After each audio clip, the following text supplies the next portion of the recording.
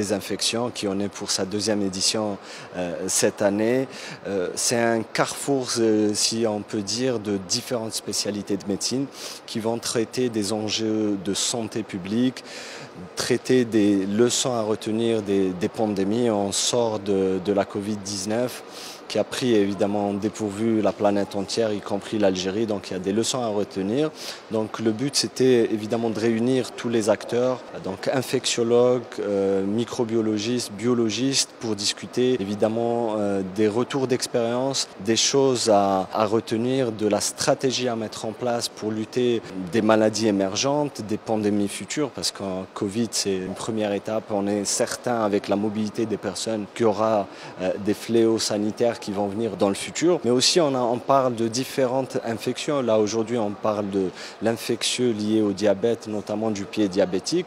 C'est un enjeu de santé publique. On a vu des cas effarants en termes de chiffres. Et pour les patients et pour l'économie de santé, ça coûte cher pour l'État. Donc on va parler de prévention qui va nous éviter ces conséquences graves. On va parler de résistance aux antibiotiques. L'Algérie est gros consommateur d'antibiotiques et donc on est en train de parler de prévention pour arriver à l'utilisation des antibiotiques. Comment avoir un bon usage des antibiotiques. Donc on a des éléments de l'IPA, professeur Salima Bouzrou pour parler de la résistance aux rétroviraux du VIH, mais professeur Wark Korichi qui va, elle, nous faire un état des lieux de la consommation, mais surtout de la résistance aux antibiotiques sur les différents germes.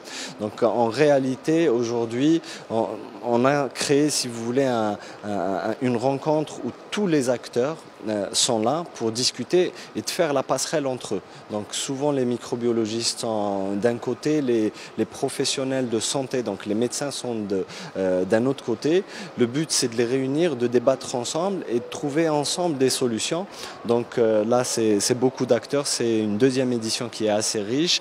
J'espère qu'on aura l'occasion de la rééditer avec plus de spécialités de médecine impliquées dans ce sens.